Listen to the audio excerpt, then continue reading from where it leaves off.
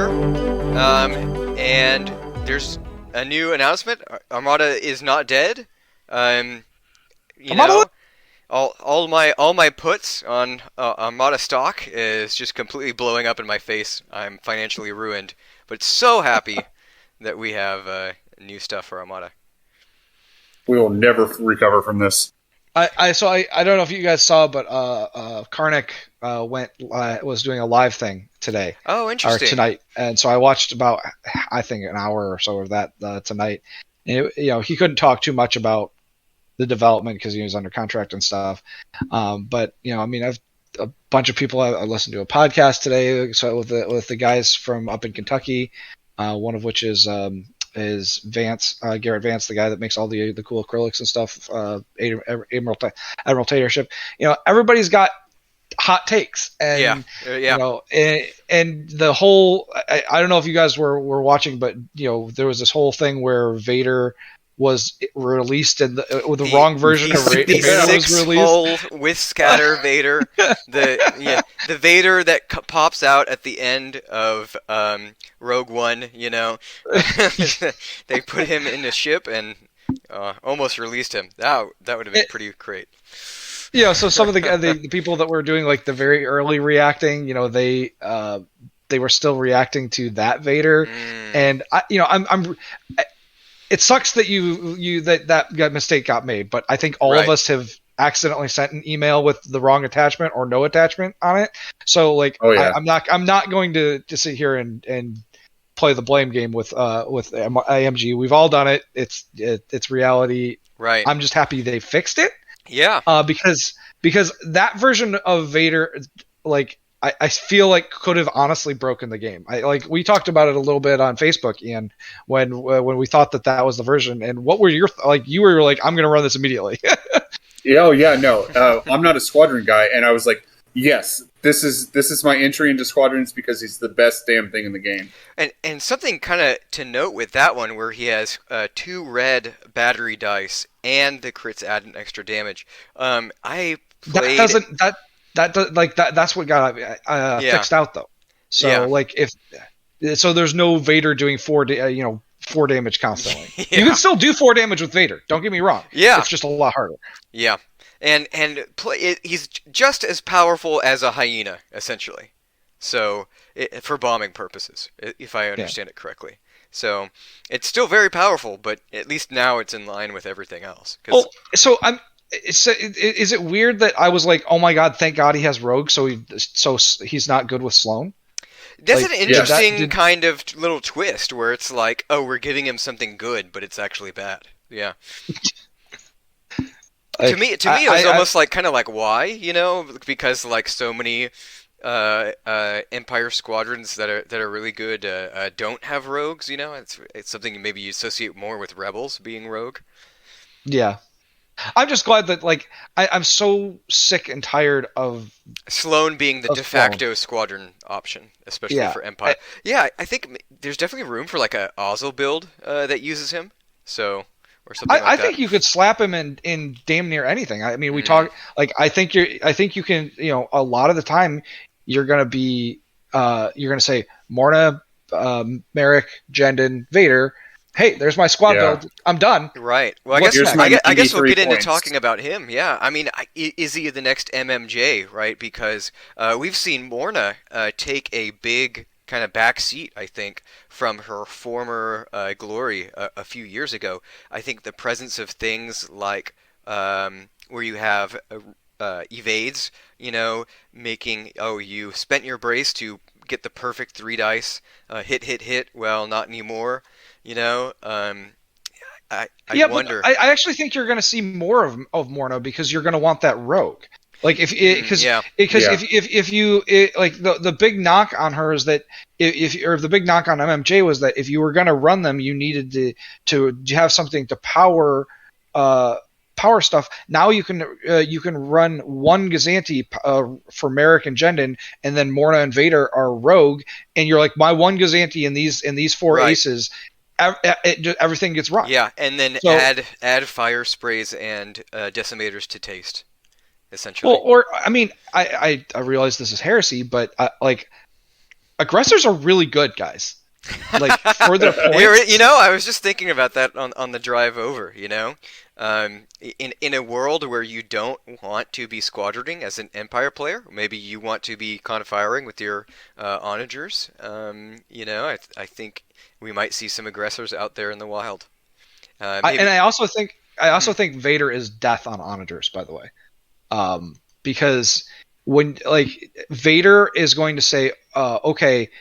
You have your onager, you did some damage. You have your onager, you did some damage to it, and then you try and run away. Like how many times, Rob, when you and Jason were playing double onager last summer in the team tournaments and all that bullshit? Can we swear? I don't know. Yeah, it's fine. Well, yeah. Go ahead. And you were like, okay, well, I've got engine techs on here. And I'm just going to run away because it's at low health. Vader will just chase it down and kill it. Yeah, it's very powerful, and especially bringing it back to the hyenas. Those things definitely need a lot of hand-holding from your ships. Which are definitely going to be vaporized when the onager is time to run away. And even with engine techs, I mean, I'm looking at this thing. We've got speed 5. Yeah, speed 5 with rogue. That's definitely not going to get away. I do remember there was one time where I fought a Imperial MSU list that had 2 not demolisher gladiators and a horde of essentially fire sprays and rogues. And the idea was, they'd fly in circles doing donuts, and then the squadrons would take you down. And so I managed to kind of kill one of the things where I was leading in points, and the guy was like, okay, do you want to end the game now because I'm going to win? I said, no, let's play it out, because when you go speed 4 and then you turn at the end, it will take 1 or 2 turns, but you can absolutely outrun a speed 3 fire spray with rogue, or even maybe a speed 4 squadron under the right circumstances.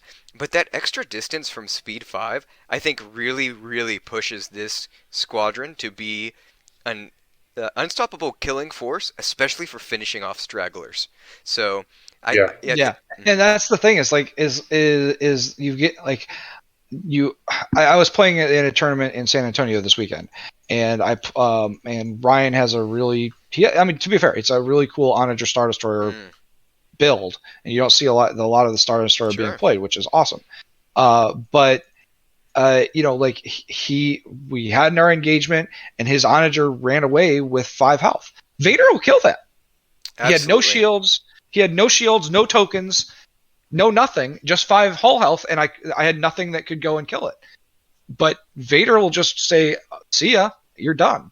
Right. So, and I think especially when you think about fighting an onager, you're going to use your evades early on, so you don't have, that defense to re-roll the attack die from Vader. At the end of the game, he's going to be very powerful. So I realize I completely jumped us into the minutia. No, I mean that's fine. I mean I think everyone's going to talk about that. He's the cool guy in a black suit, right? So, but let's just take it from the top. I mean, we're already talking about the Empire. Was a Venator something you really felt like you needed in an Empire list? No. No. I always suspected we were going to get it. I just didn't think that this was the Onager we were going to get. Or you mean the Venator? You mean? This was the Venator we were going to get. I look at this Venator, and I think you can do one of 2 things with it. One, you can make it a god awful flak boat, or you can ram it down somebody's throat and throw a bunch of black dice at them. Well, those are the 2 things that this thing does. And that's a valid strategy, but my thought process is is this just you could do that with an ISD-1 of all things, or a Kuat? Is this just a discount, used car lot kind of? So to do it with an ISD-1, you don't have a defensive retrofit. To do it with a Kuat, it's much more expensive. I mean, by about 12 points or so, I believe. This is more akin to an Imperial MC-75. So you have double black defensive retrofit. The only thing that's missing is the offensive retrofit. But I think It doesn't have the arcs that the MC-75 has to be useful, and it turns worse. So here's the thing that where I think its niche is going to be, and it has everything to do with this is the only one of the ships that were released today that can use a title. If you throw 7th Fleet Star Destroyer on this, run a Gladiator 1 or 2 that has projection experts, and a Kuat or something like that. Yeah. It has a title slot. The only thing is, I've seen builds like that where you try to double up on 7th Fleet and things like Expert Shield Tech. Having only one of each defense token does make it a little bit of a harder sell. But I totally see what you mean, where it's like you're very mean, very efficient, and you could put just enough upgrades on it.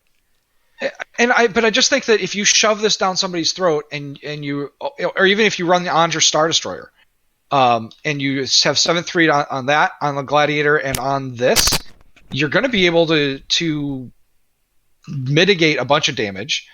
You can shove this down the throat while the Onager does the Onager stuff, and the Gladiator just is like, hey, here's some shields back, Yep. I mean, like, I think that that's totally a valid way to play this if you want to do that. I mean, but, I mean, I don't. Of the ships released today, I think that this one is going to have the least relevance in the meta that we've seen developing. But that doesn't mean that it won't be fun to play and just screw around with. No, I think so. And I think it's got a lot of fun. And the Venators, they're sold out everywhere. I think we're definitely going to see these on table. Okay, so I want to move on. We have got the one that interests me kind of the most is the Rebel Providence and Hera Syndulla. Oh God, this ship is just so weird. And so, you guys wacky. Know Matt Smith, and so he and I were talking today, and he's like, "I think that this ship killed the MC-75," and I said, "No, I don't think so, because the MC-75 still has a place, I think, in things like Radis fleets that this just doesn't fulfill." Yeah. Now, is it going to make the MC-75 see less play than it already does, which is already doesn't see a ton of? Absolutely. But I still think that there is a place for the MC-75 in the game that this ship does not and cannot fulfill. Right. I think so, especially kind of like in that way you might want an MC-75 as like somewhat of a bruiser, somewhat of a support. I mean, I just think that the upgrade tray is just insane on this one with 2 weapons teams and 2, what are those, nav teams or support teams that they're called? Well, it's 2 of everything that it gets. And the 2 officers. So what I've seen a lot of people talking about today, and it makes perfect sense to me, is that this is the exact thing you want to be pushing B-Wings with. Because absolutely, you could do the FCT. You can get Adar Talon in there. All kinds of things. Well, you can get Adar and Ramus. Oh, Ramus, sure, yeah.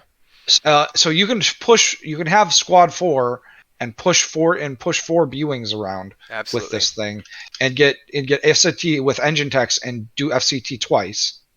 Absolutely. And I mean, I really had some kind of like a spiritual vision, like meditating, like what if I could engine tech and FCT, Yeah.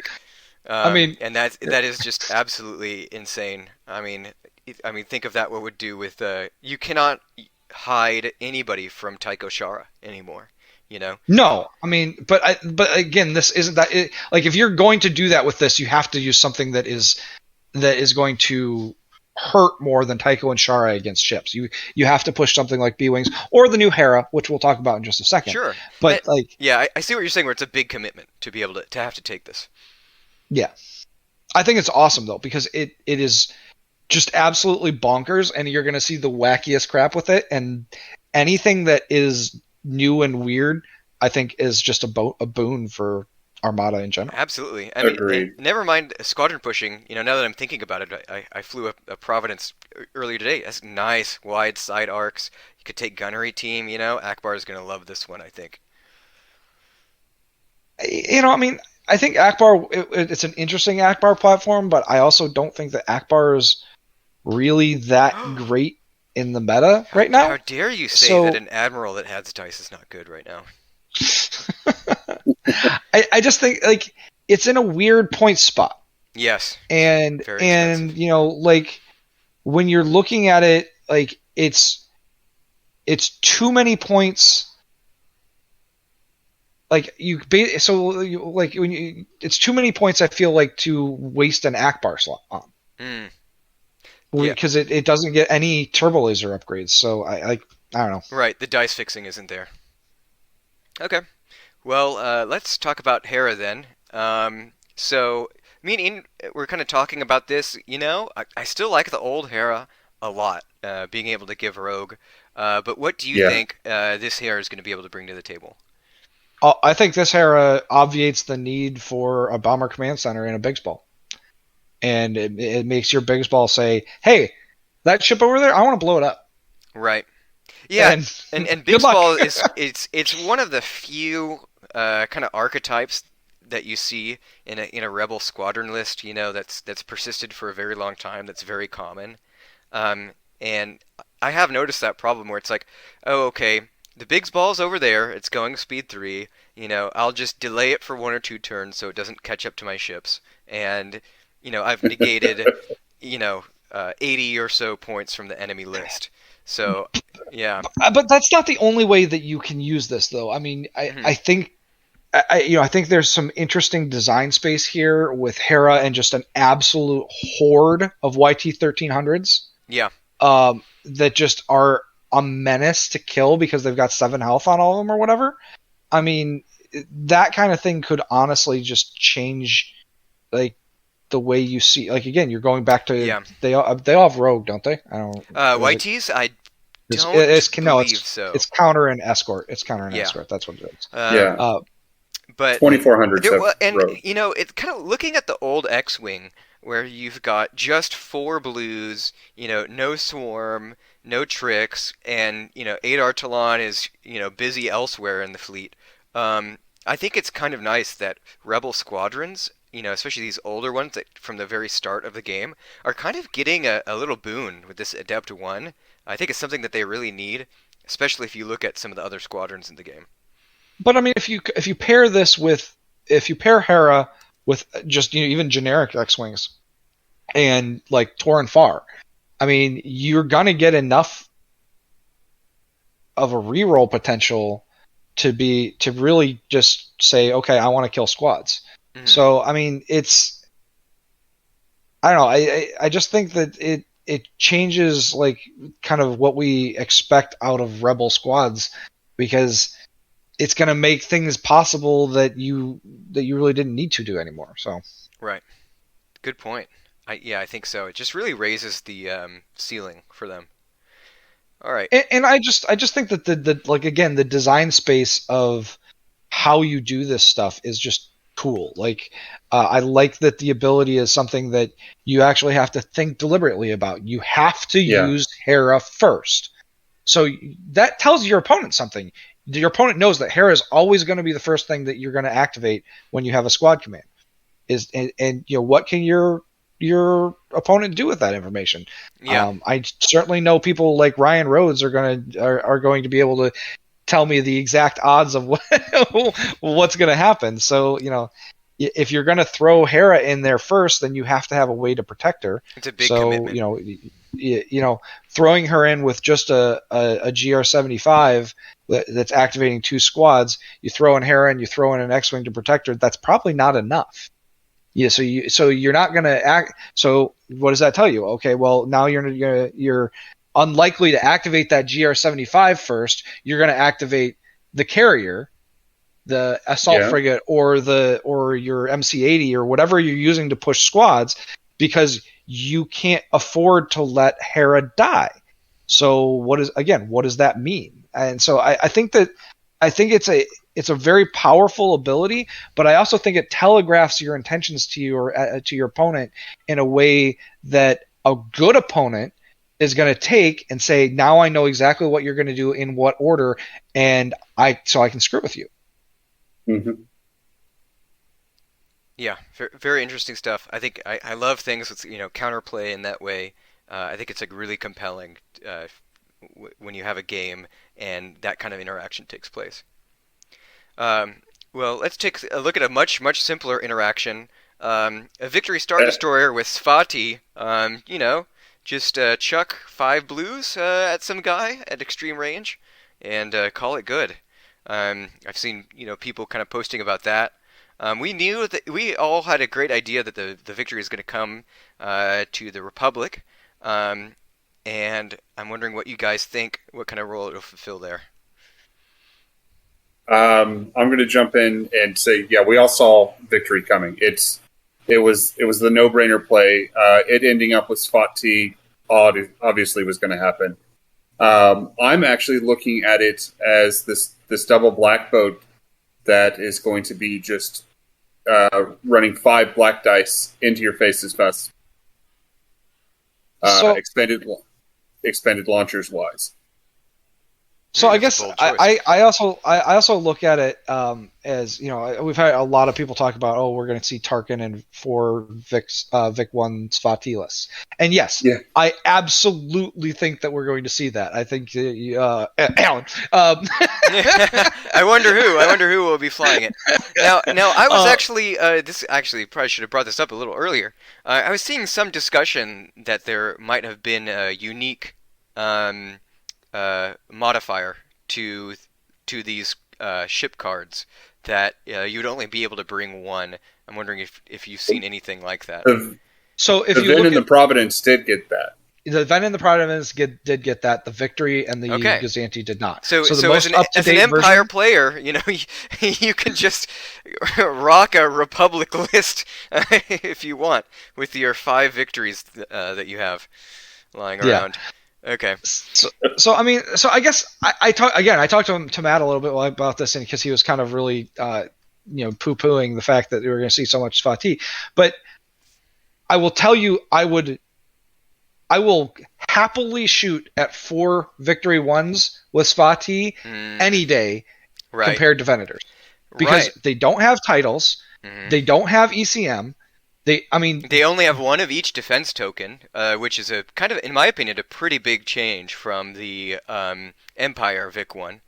You're going to kill one of these every turn. If you set it up, you can kill a Vic 1 every turn.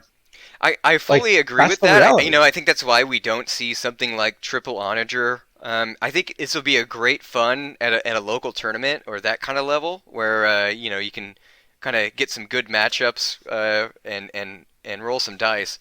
But just like how the victory in the Empire, it feels like something you want to be able to play but never can. I feel like this one's the same way, because all of the strengths that the victory has, the Acclamator has in spades.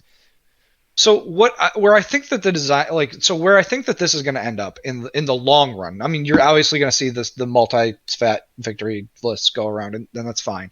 But in the long run, where I kind of look at this and expect it to end up is that, the double svat Venator lists have problems. Whichever one has Tranquility is basically unkillable. Yes. But the second one, it just becomes a problem with how you build it out. Now, if you have a Ven2 Svati with Tranquility and this alongside of it, and then you run a couple of the smaller the Republic small ships, then you can have a nice little squad ball, and so that's the design space that I kind of expect this to sit in, is the companionship to a Venator, because I think that's where it wants to be. Yeah. And because I've tried lists where you have an Acclamator and a Venator, and they just every time I'm just not happy with how they turn out. And I've tried 2 Venator lists, and I'm not happy with how they turn out. Right. But I'm betting that this design space where this Victory 1 is going to sit is going to be perfect companion to a Ven 2 flagship. I think so, because with a medium base, you can kind of use it as a blocker or like an anchor. It has that close range firepower where later on in the game, it's inched forward and it's in the battle. So I agree with that. One thing, I I don't fly Republic, but when I come up against them, I notice they're you need to ferry around tokens for your resources, and you need dice fixing, and I think that this ship it's kind of like also in need of those things, right? Like if this was the Victory 2 where you have the blue dice, you don't need as much dice fixing, and that would be kind of nice, but where you could come up with 6 dice and 6 blanks, I'm not sure if this one is going to help alleviate the Republic's problems.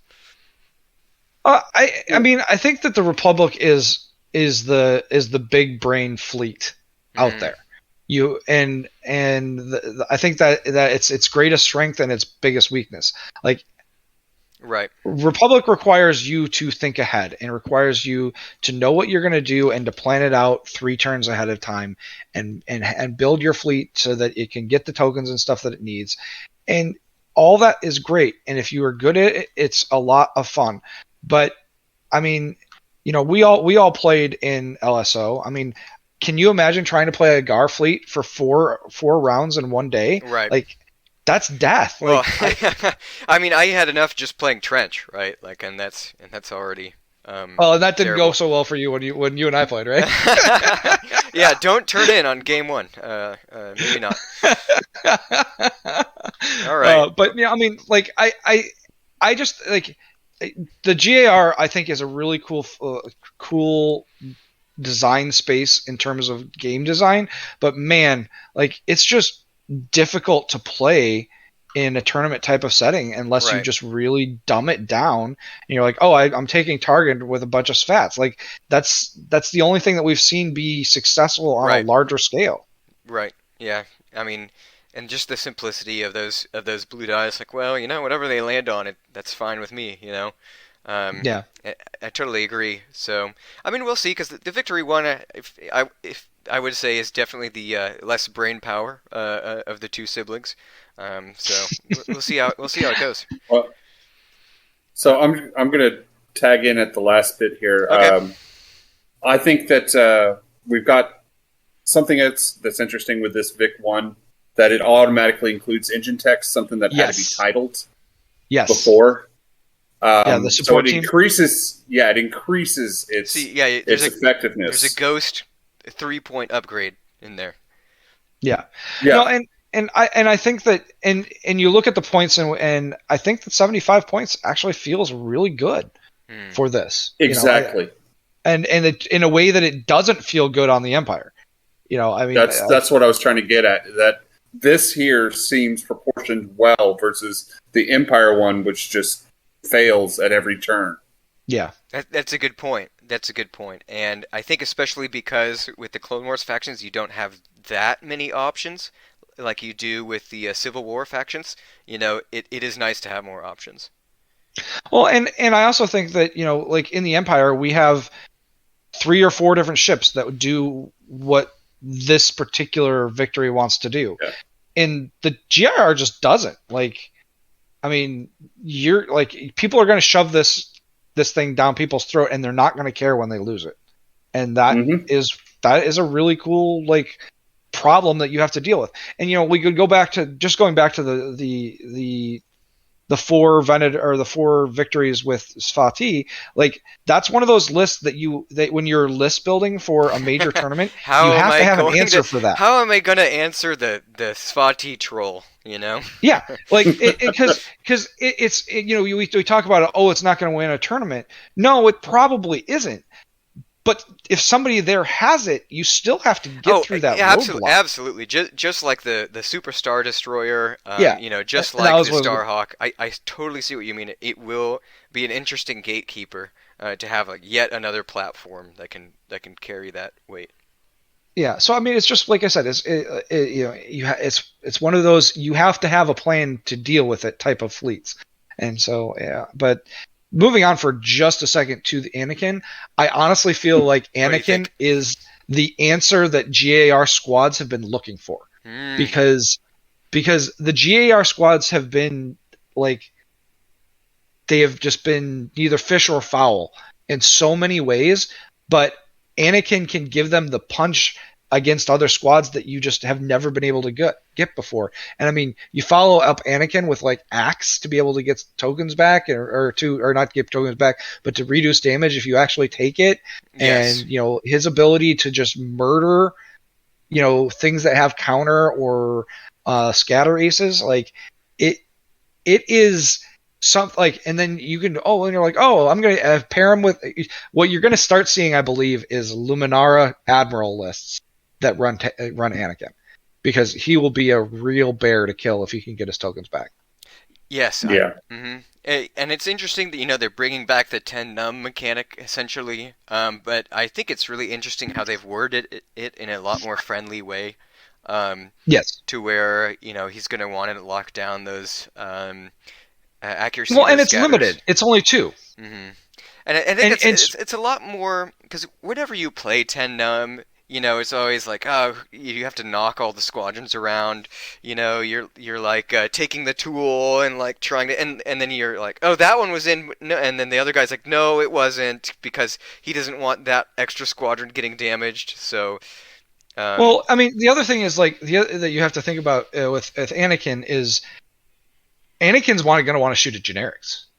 Yes. So where are your generics compared to your aces? Mm-hmm. And if you keep them apart, what is Anakin going to do? Is he going to shoot at the scatter ace that he might not get damage on? I mean, so like I again, like you talked about the wording and the way it's worded. I just think that, again, you go back to we're back to it's a squad that you are going to be able to predict what he does, because he has to do things in a certain way. Being telegraphed. Yeah, exactly. And it's sort of here as Anakin too. So you can take him in a Delta 7 and have him murder squads, or you can take him in his Y-wing if you want to kill ships.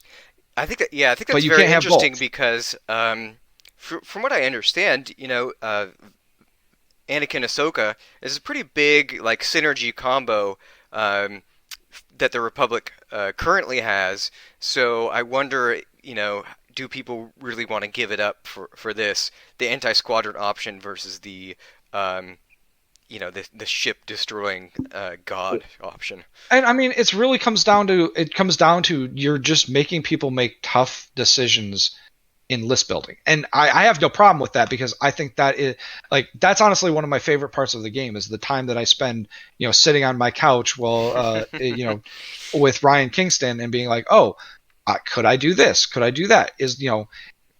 Would this work? And so the more of that I think is good. And I've always when I talk to new people, like you can absolutely lose a game of Armada in many different places, and one of those places is at list building, because if you build a list that cannot compete against the person that you're playing against lists, you lost before you ever left to go to the store that day.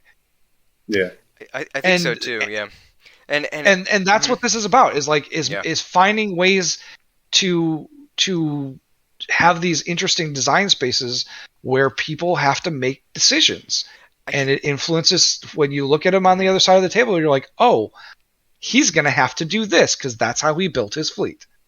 And that's the part of Armada that I really enjoy. Not only do you have to start thinking, a couple turns ahead, but you have to start thinking a few days ahead when you're building your list. So but not only that, but it gives you replayability.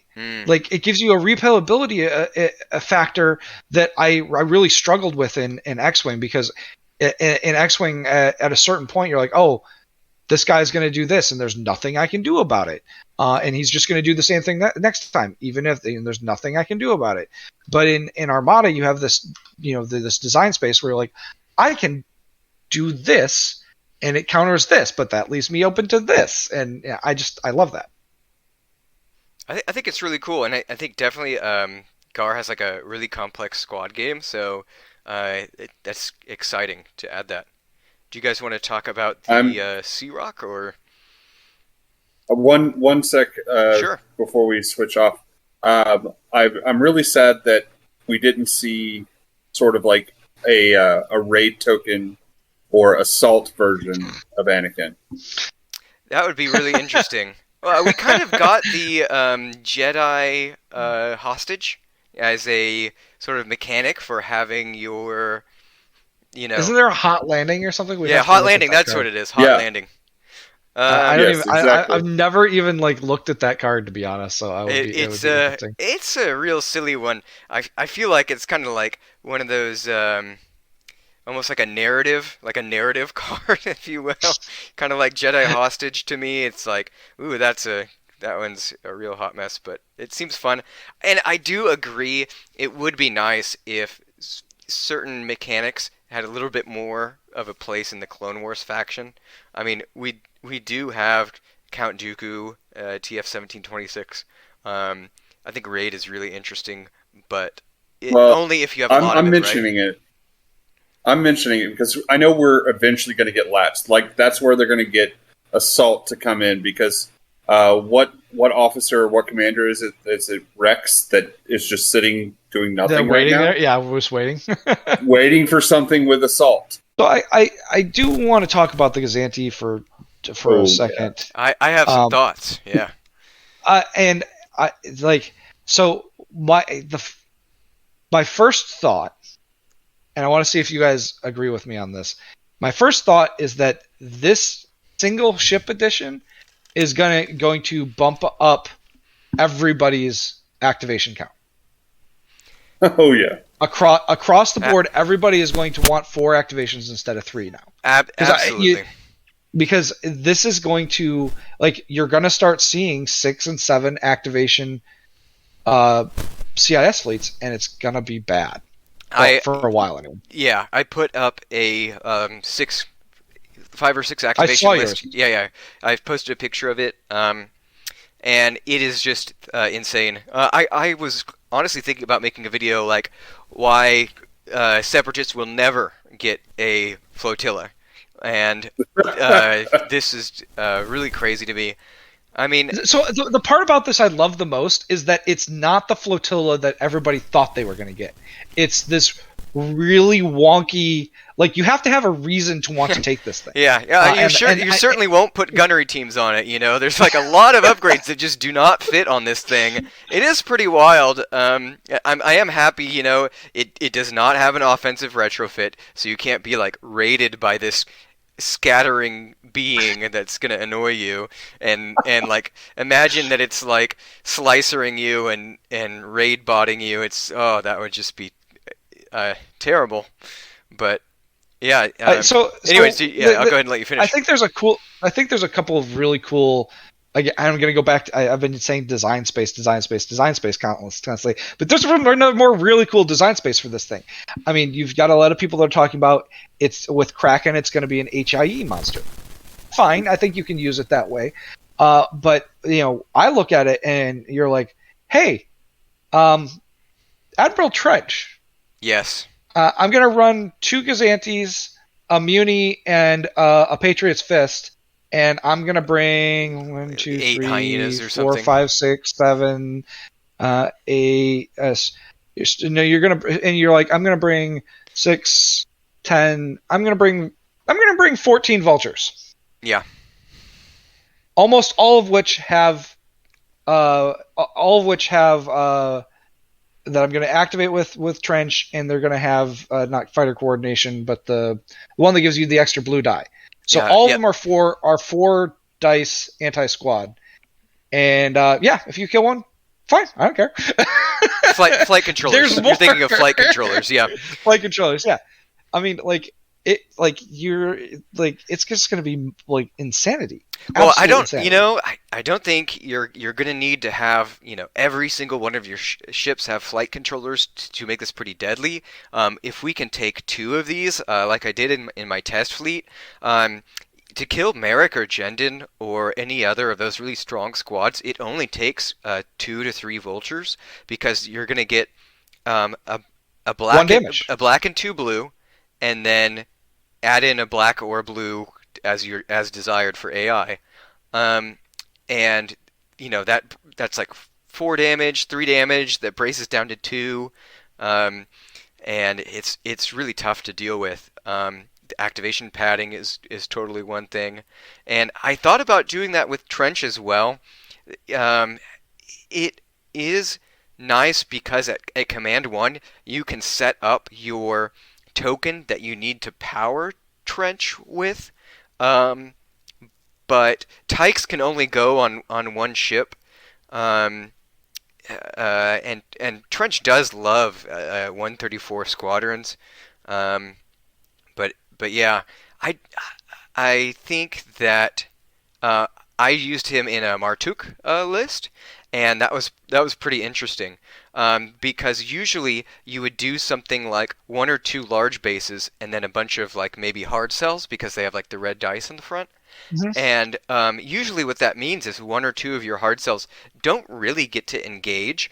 And usually, okay, so you have 2 hard cells that don't get engaged in the battle, and one of them is Beast of Burden.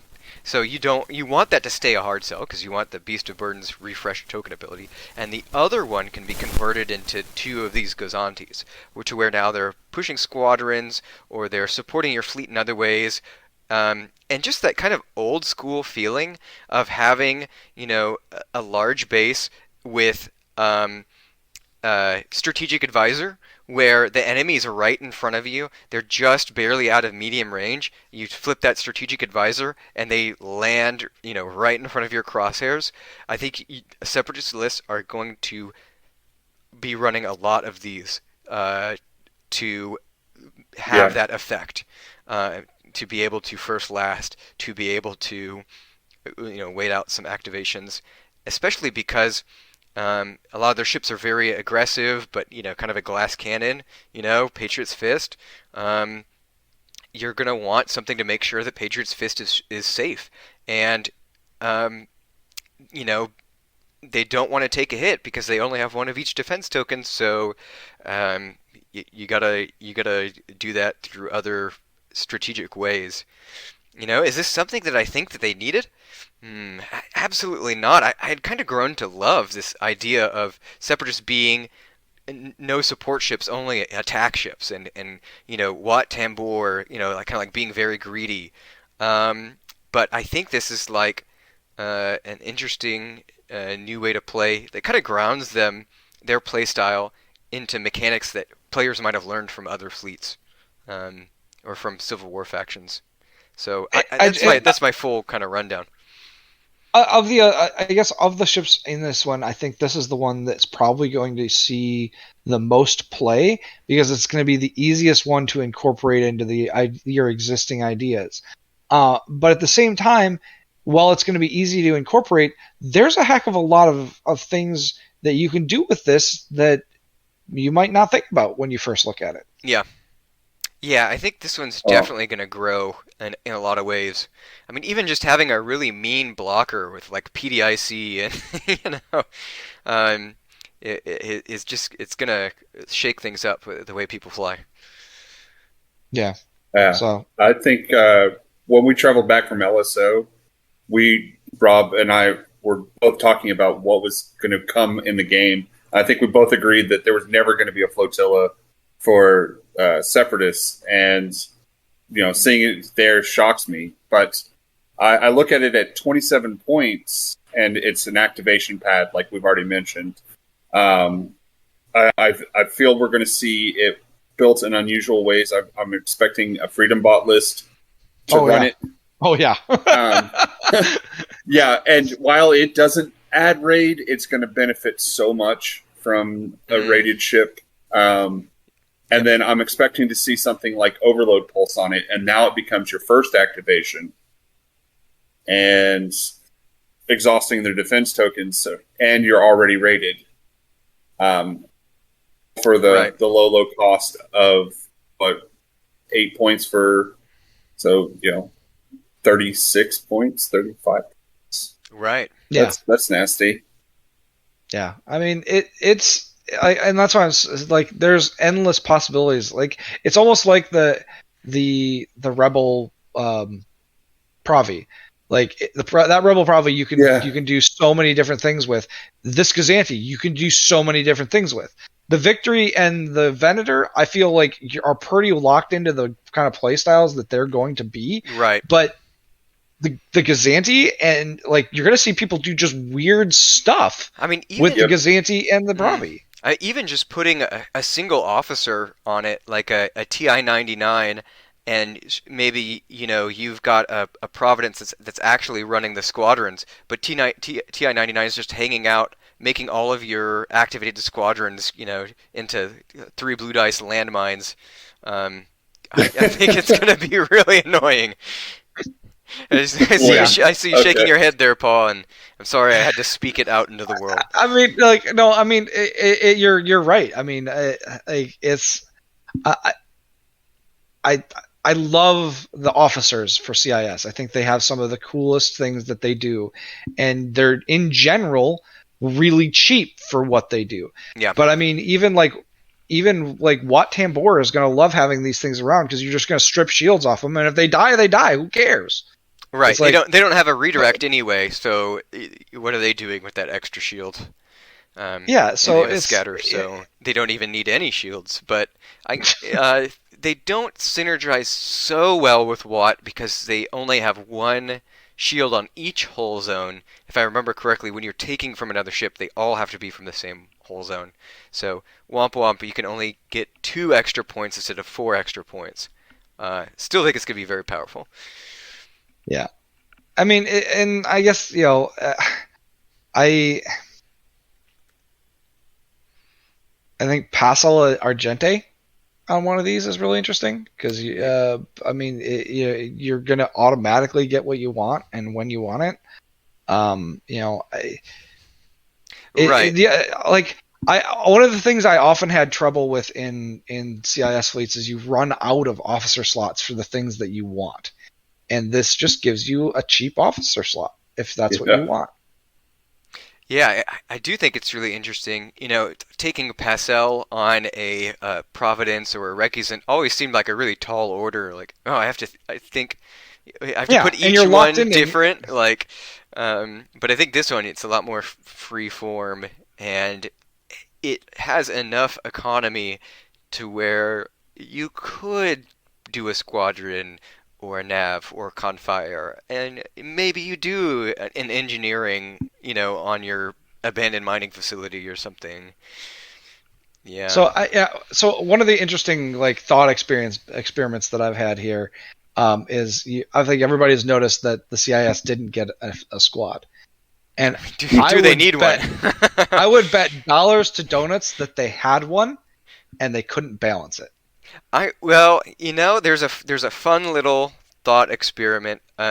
I saw that some people from the German community made where they wanted Moralo Eval to be transferred from Empire to CIS because CIS does not have strategic. What? Yeah, I mean, I could see it, but I also my guess is they tried to get them to have some kind of they may have tried a whole bunch of different things, but I mean, sure. Go ahead, take the shot. Something that had escort could have so one of the biggest problems I have with tri-fighters is that you have no way to protect them. Right. And I love tri-fighters; they're fantastic. But there's no way to say no. You're not going to shoot at them. You're going to shoot at something. You got reserve hangar deck for that, buddy. Get some more droids. Yeah, but I mean, and I guess it's really thematic for CIS, but it is a little frustrating that they don't at the have higher that. levels of squad play where you want to be able to determine the engagement and kind of force your enemy to do something. I do understand what you're talking about. So I guess for me that lack of escort forces the CIS into this mentality of combined arms where you can't rely on just your squadrons. You have to rely on your ships and your squadrons shooting at squadrons if you want to win. They have a lot of red dice flak chips and weapons teams, if they want a ruthless or and such turbo lasers for LTT. I do see what you mean though. I mean, I think There's the TIE Fighter 10 commandments, where you want to make sure that your TIE fighters stay close to your ships, don't get flaked by enemies. I think a lot of that transfers to the CIS with their 3 health squads. But I still think that yeah. I still think that you're going to see some people just bury you in vultures, and I think that that's going to be a lot scarier than people might think at first glance. Yeah. Plus invisible hand, Oh God. Yeah, and then they're getting commanded later by this guy. I don't know. Oh, I don't want to think about it. I feel dirty. All right. I mean, I guess so. I guess the best part of all of this to me wasn't any specific thing or squad or ship or anything in here. It's just that Armada is getting support. Like there we go. Like I got so sick and tired of people telling me Armada was dead, and I apologize if you guys were into the homebrew thing. I had no desire whatsoever to play anybody's homebrew. You're telling me that you did not like the 12 dice Lucre Hulk with hull zones 1 millimeter apart? No, I did not.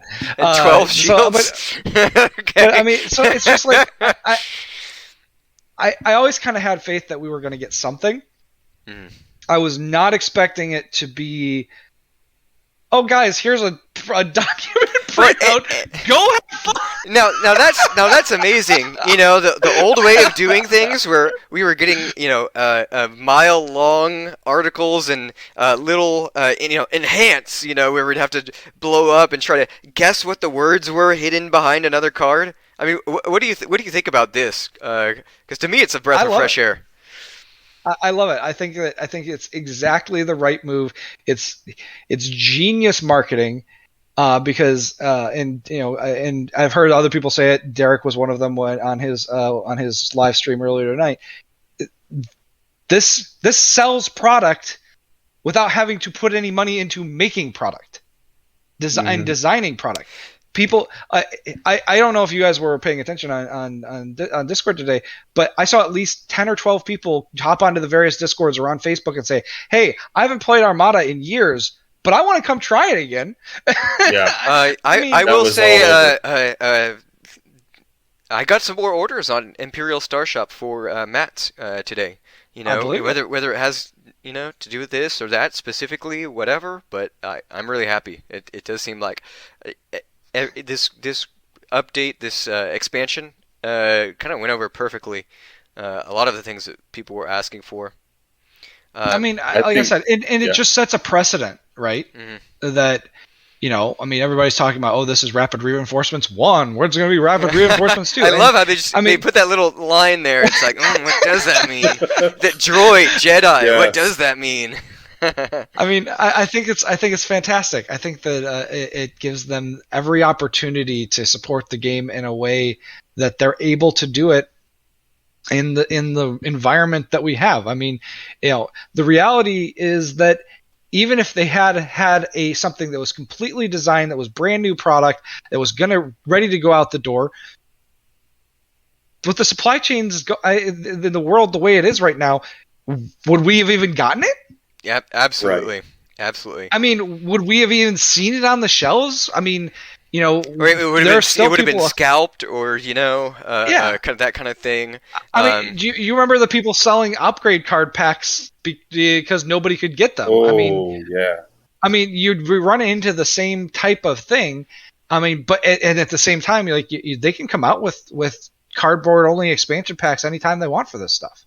Yeah, I mean, that's something we've been talking about a lot, is how we thought it was just going to be paper releases. Jason and I went back and forth on it, and here to see that they actually delivered that exact thing is amazing. I think, So one really, really subtle point that I thought about is, what is AMG?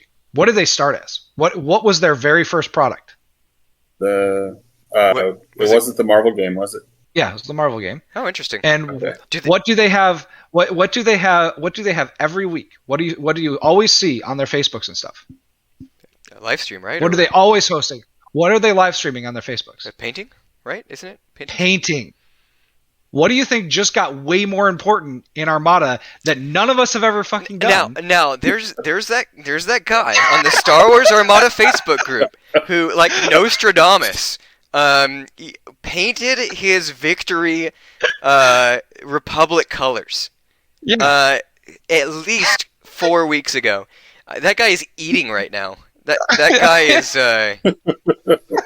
But won think the about lottery. it. But think about it. Like Armada, one of the heck. I'm a terrible painter. I played 40K. I paid somebody to paint my miniatures because I cannot paint. It's one of the big reasons I play Armada. I really don't paint. I love the painting that people do. I love seeing the custom stuff that Ryan Bizzardo down in San Antonio does a great job. He's got some great custom paints, but I don't do it myself.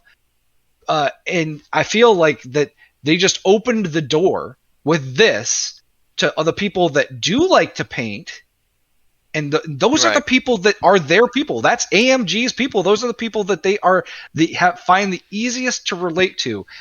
And hey, a game that they told us flat out, we have no idea what to do with this game. Are we surprised that what they decided to do had something to do with painting? Right. They figured out a way to make you paint your minis. I mean, and we see that. You see that with Legion a lot too. People from I don't know, like Age of Sigmar or something like that, or just any of these other miniature games. The Legion gets exposure through painting channels and stuff like that. I've watched a lot of little battle droids get painted in different ways. And but I mean, it's really fun. You're gonna start seeing. To be honest, from the moment that I watched Rogue One, I've wanted to have an ISD in that absolute bone white paint pure job. White. With the ISD 1X command tower on top. I think that would be phenomenal. I have no idea how I would do it. For me, I guess we're fully sidetracked now, and that's okay. For me, I get really nervous when I paint, so I just get Games Workshop Bone Seer primer, and I clean up my model, I hit it with the primer, and now I have your White Star Destroyer. It's just been primed. Yeah, I mean, the thing is, there's a kit out there, and I found it online once, and I had it in the cart, and I decided not to buy it. But there's a guy that makes a conversion kit for the Armada ISDs you change out the tower, and he's got the guns that are like actual guns, and they're not just like the little depressions that we get in the plastic. They're actually the heavy turbo laser guns, and then the ion cannons down the spine. And you change out the tower, and it becomes an ISD-1. It looks phenomenal. And if you did that and painted it white, I think it would look amazing. Yeah, kit bashing, and then, but I think the real you'd need to have your good skills with being able to do a wash so that you got the definition of all of the ridges and stuff. I think that would look awesome, and I fully expect to see somebody in some bone white Venator 2 show up on a table and look just like the one at the end of Revenge of the Sith. I mean, I fully expect to see this kind of stuff, and that's not a bad thing either. If that's going to bring people into the game, I'm all for it. Absolutely. It's a creative side that we wouldn't have seen before. I think it's an example of purely an amazing good thing that AMG has done. Yeah. But I mean, you see the guys. We have a painting channel in the TTS Discord, and I went in there and today I was like, "Hey guys, this just became a heck of a lot more relevant." you better get ready. So I don't know. Like I said, I think that we could probably wrap it up here. We've talked about everything we could do, but I mean, I guess I just can't. I want what's going to really resonate with me going forward is just that feeling of awe and happiness and oh my god, I don't know what's going to happen now that I got this morning when like I'm really, really careful about myself and my mods and whenever we use at everyone tags. I think I've used them like 3 times in the 2 years that I have been in control of the TTS Armada Discord. I used one today, and it like that was the level of insanity that I thought that this got to, is that I needed that everyone that was in our Discord needed to know that our reality had changed. And we didn't talk about it too much, but one of the things I look at this is like the meta that's been forming. AMG opened the door, tossed in a grenade, and closed the door, and nobody knows what's going to happen tomorrow. I know. Like everything, like you could see it at Adepticon, you could see it at LVO, you could see it at the tournaments we've been having here in Texas. There have been metas, maybe not meta is the wrong word, but there have been like formulaic answers to problems that have been forming for various factions, and all of it just got thrown out the window. Right. Like all of it got thrown out the window. Well, and none, like, yeah, hopefully they nerf the assault frigate soon. I'm looking forward to that.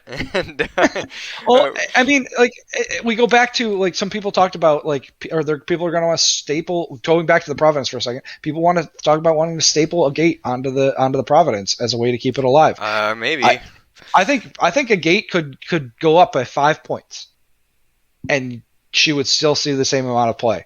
And if you could, and that to me tells me that a gate is too cheap. And you know, and I think that, and I guess one of the really, really circumspect things in your kind of reaching here, but this kind of release tells me that there's no reason that you couldn't re-release existing content with updated points costs. Yeah. I mean, I think that's a good point. You could totally see that this could go. What was the X-wing route where they just like, what game was it that doesn't have X-wing? They don't have points printed on it. Exactly. They change the points every 6 months, and it's a great feature of X-wing, and it's a real pain in the neck. Right. These sort of the League of Legends, the Fortnite, the living game kind of thing. Yeah. But that's an interesting thing. You know, we've all seen tons and tons of positive reaction to this. But in one of the far-flung Armada Facebook groups that I was in, someone replied, "There's too many changes going on that I can't keep up with, and it's pushing me away from the game." After we get our first update in years, it feels like. So, you know, I don't know, because there is some aspect of, well, you know, I could take a break from Armada for a couple months, you know, come back, not too much has changed, and I feel good. So there's some people that only play in the Vassal World Cup once a year, you know, and get past groups, you know. That is an interesting conversation to have, because it is kind of a choice if you want your game to become like the Fortnite, the League of Legends, the Call of Duty Warzone, where they have those constant updates. Well, you got into what World of Warcraft always called the flavor of the month builds, and that reflected that each patch they would change something and something else would become top tier, and I think that's where a lot of X-Wing got shoved down that particular alley, but I don't think that that's something like that doesn't feel like what they want to do with Armada to me so much. Excuse me. Right. It really feels like, I mean, when you look at the 1.5 changes, like we were all like, that changed the game significantly, and at the end of the day, how many cards did they really change? Right. Like, beyond the evade change and like and removing three cards, yeah. You know, they removed 3 cards, and they changed like a handful of commanders very marginally, and that completely changed the game. I mean, the total number of cards that saw a significant change in 1.5 was under 10. Yeah. I mean, and yeah, how many times have you sat down with people and said, "Oh, if I was going to repoint Armada, I would do all of these things." Right. I mean, we've all had that. We've all done that with our friends. I mean, and the list that you come up with is what, 20, 30, 40 items long between upgrade cards and ships? Yeah. I mean, one thing about the 1.5 though is we did get 2 very impactful ships at about the same time. Yes. But I do understand what you mean, where small changes to the mechanics and small changes to a few cards really does have a big impact. And this is going to be a case in point. I mean, there are exactly 7 cards in this of one type or another in this expansion, and none of them are upgrade cards. And we already all agreed that it's going to completely turn Armada on its head. Yeah, that really is something to think about. Oh, I love this game. I do too. Like I could talk about this all night, but it's almost midnight, and I have to be up in the morning. So. Sure. Well, I appreciate it. Thanks for your time. This is certainly stuff that I've been thinking about all day, and it was great to get on and talk with you guys about it. Yeah, it's good to get out in the air. Right. And I mean, it's just gonna get crazier and crazier because. Oh man, Mac is already trying to break Hera. I don't know if you saw that. I don't want to. Yeah. He postulates that if you Adar Hera, everybody gets Adept 2. Because she activated twice. She activated twice in the same round.